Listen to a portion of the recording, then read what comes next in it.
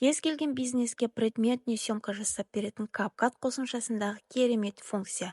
Ең алдымен товарымызды суретке түсіріп, Magic Eraser болмаса, background қосымшасына кіріп, суретіміздің артқы фонын өшіріп аламыз, яғни суретіміздің артқы фонын анық жүктеуі керек.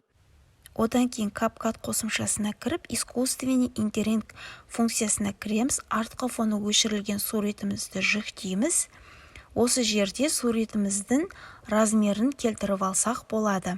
Одан кейін астыңғы жағында өте көп деген фондар бар. Өзімізге ұнаған бір фонды таңдап алып, суретімізге жүктейтін боламыз.